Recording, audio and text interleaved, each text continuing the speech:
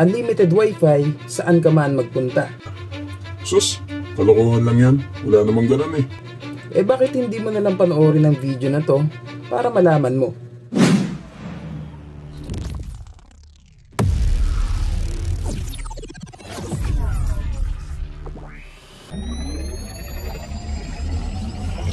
Howdy mga kabady, welcome to my channel Tricks Buddy PH here. In this video mga kabady, isang Wi-Fi tricks na naman ang ituturo ko sa inyo. Actually hindi naman talaga siya tricks, more on tutorial lang siya about dito sa maliit na bagay na hawak ko ngayon.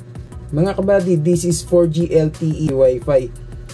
So ngayon ituturo ko sa inyo kung saan ko ba nabili ito at kung paano ba i-setup ito, pati na rin yung mga pros and cons when buying this kind of Wi-Fi. Mahigit 1 month ko na itong ginagamit, so medyo natagalan lang bago ko siya nagawa ng review. Gusto ko kasi masubukan ito ng matagal-tagal para naman ma-share ko sa inyo yung totoong experience ko dito sa Wi-Fi na ito. By the way, hindi ito sponsored guys ha, so expect nyo na honest feedback ang mga sasabihin ko sa inyo. Anyway, nabili ko pala ito sa Shopee sa halagang 699 pesos dahil may kasama na siyang charger. So yung charger niya is may 5000 mAh na battery capacity. Pero kung gusto mo naman na yung Wi-Fi lang mismo, okay, so ganito.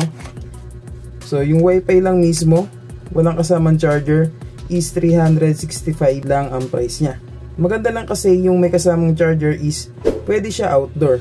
While yung Wi-Fi lang mismo, need niya kasi lagi na naka-plug. So pwede ito sa ulo ng charger guys. Sasalpak mo siya dito sa ulo ng charger. Okay, so charger ng phone, or pwede din sa mga extension na may USB port. Okay, so pag naisaksak mo ng ganyan, pwede mo nang isaksak sa mga extension to guys, or sa mga socket. So mga kabady, bibigyan ko lang kayo ng konting idea dito sa Wi-Fi na to. Okay, so first is plug and play lang siya guys. Salpakan mo lang ng SIM tapos i-plug in mo lang sa charger or power bank, is magagamit mo na siya.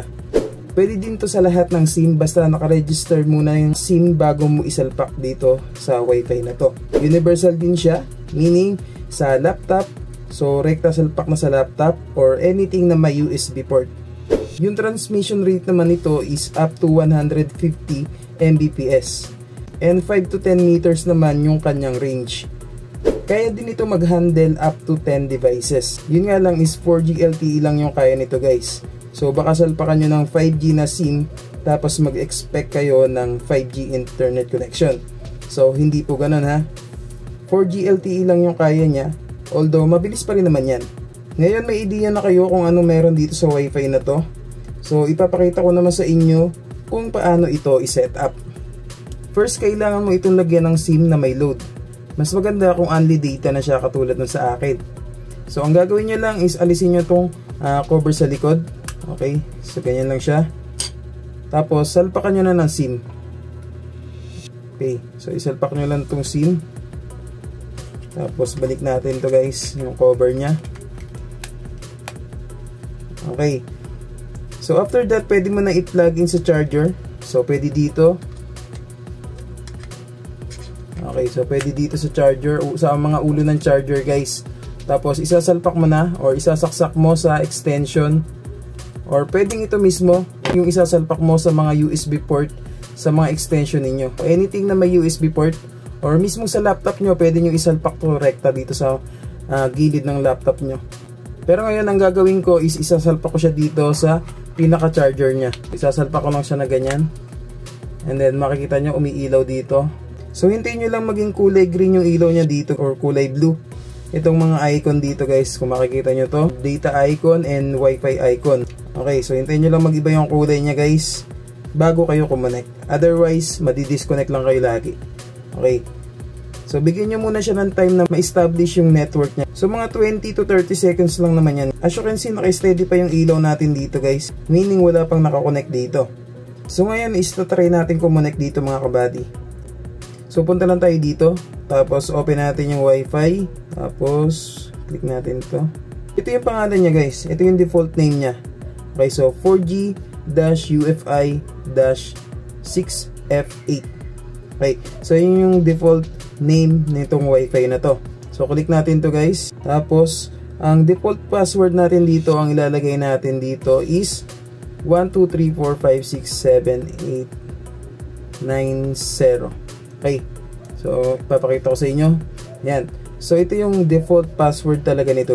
Gagawin natin is connect na tayo guys. Click natin tong connect. Okay. So, pagmasdan nyo mabuti to guys yung ilaw dito. So, kung makikita nyo, kung mapapansin nyo is nagbiblink na yung ilaw.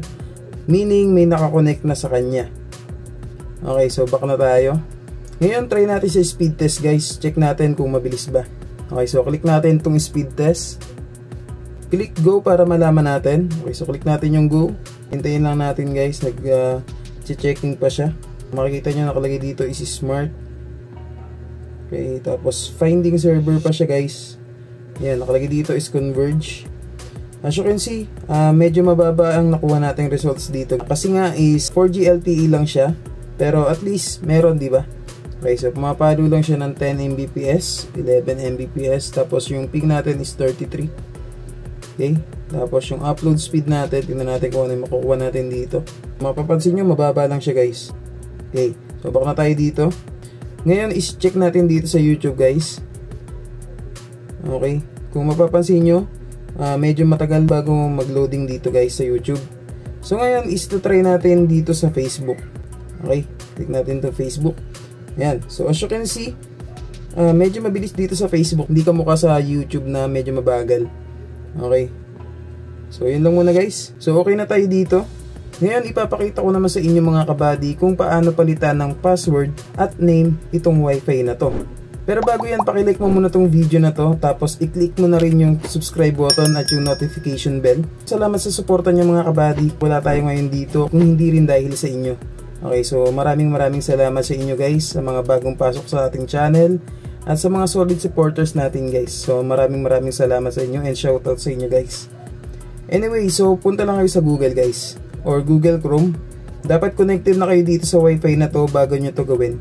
So pag nasa Google na kayo, okay, so dito sa search bar, i-search nyo lang dito or i-type nyo dito yung 192.168.100.1. Okay, so pag na-type nyo na yan, click nyo lang itong search. Okay, so sana kita nyo guys. So lakihan natin ng konti para kita nyo. So nakalagay dito is 4G MiFi. Tapos dito is username and password. So need natin mag-login dito mga kabady. So ang kailangan mong ilagay dito is yung kanyang default username and password. So ano nga ba yung username and password nito guys? So ang default username nito guys is admin. So small letter lang lahat guys. Okay. And then dito sa password is same lang din sa username. So admin lang din. Okay. And then pag na-type na natin yan, click natin tong login. Okay. After nyan, ganito yung lalabas. Okay, so lakihan natin ng konti para makita nyo. Yan, sana nakita nyo guys. So nakalagay dito sa Wi-Fi status yung network name or yung SSID nya. So ito yung SSID guys. Ayan, 4G UFI 6F8. Tapos yung IP address nya guys, ayan. Ayan, I hope nakita nyo. Tapos sa users is kung ilan yung nakakonect na device dito sa Wi-Fi na to. So ang nakalagay dito is 1 out of 10. Tapos nakalagay din dito yung mismong default password kapag ko-connect na kayo dito sa Wi-Fi na to. Tapos dito sa network select, okay, so nakaset to sa auto. Pero pwede ka mamili dito kung 3G only or 4G only. Okay, so pero mas maganda iset mo na lang yan sa auto. Tapos dito sa Wi-Fi, okay, so makikita nyo dito yung SSID or yung username. So pwede mo palitan yan. Okay, so ayan. Yan, yung SSID nya is pwede mo palitan yan guys. Depende sa'yo kung ano yung gusto mo. Tapos dito sa Max Station, okay, so nakalagay dito is 10. So pwede mo rin baguhin to. Depende sa'yo kung ilan lang yung gusto mong makakonect sa Wi-Fi mo. So pwede mong iset yan sa 5, 6, 7, or 8. Okay. So nasa sa'yo yan kung ano yung gusto mo guys. Pero ngayon isayaan lang muna natin dito sa 10. Okay, so nakaset lang muna yan sa 10. Maximum na yun guys sa 10. 10 devices yung pwedeng kumonect sa kanya. Next is dito sa encryption guys. Pwede kayo mamili dito kung gusto mo walang password. Okay, so select mo dito yung none. Pero syempre mas okay yung may password. Speaking of password guys, ito yung default password nya. So pwede mong palitan to base sa gusto mong ilagay. And then every time na may babaguhin kayo dito, huwag kalimutang i-click itong save. Wala na tayong ibang gagalawin pa dyan. Okay, so back na tayo. Ngayon ano naman yung mga pros and cons nitong wifi na to. Okay, so uunahin ko na yung mga pros. Okay, so first is compact lang siya. As in sobrang liit lang niya guys. Second is portable. Okay, so dahil nga maliit lang siya, napakadaling ibulsa or ilagay sa bag. Third is easy to use lang siya guys. Plug and play lang siya. So napakadali lang niya gamitin. So mga kabady, tapos na tayo sa mga pros. So next naman natin ngayon is yung mga cons. Minsan is nadi-disconnect na lang siya bigla. Lalo na pag madami ang nakakonect. Okay, so minsan humihina rin yung signal niya. Maybe sa network lang na gamit ko or sa area ko. Okay, so pero titingnan ko guys, i-update ko kayo pag nakabili na ako ng GOMO SIM and pag na-try ko na siya dito sa wifi na to. So far yun lang yung naging experience ko dito sa wifi na to. Siya nga pala guys, I forgot to mention, isa rin sa kagandahan dito sa paggamit ko ng wifi na to is hindi na napupersa yung phone ko. Every time kasi na may makiki-hotspot, dito na sila kumukonect sa wifi na to. At kung tatanungin niyo naman ako mga kabady kung dapat ba kayo bumili nito o gumamit nitong 4G LTE wifi na to, so for me, okay naman siya. Hindi na napopersa yung phone ko kaka-hotspot sa akin. Tapos okay naman siya sa Facebook, although may kabagalan lang siya sa pagdating sa YouTube. Okay, so kayo guys, kung ano sa tingin nyo, comment below naman dyan guys kung gusto nyo ba itry itong 4G LTE wifi na to. So mag-comment lang kayo dyan guys.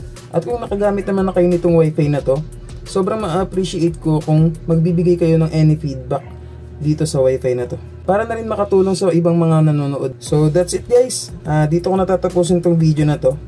I hope na may natutunan kayo. Once again, this is Trix Buddy PH. Tandaan, daig ng taong matanong ang taong nagmamarunong. God bless po sa lahat. Yun lang, salamat.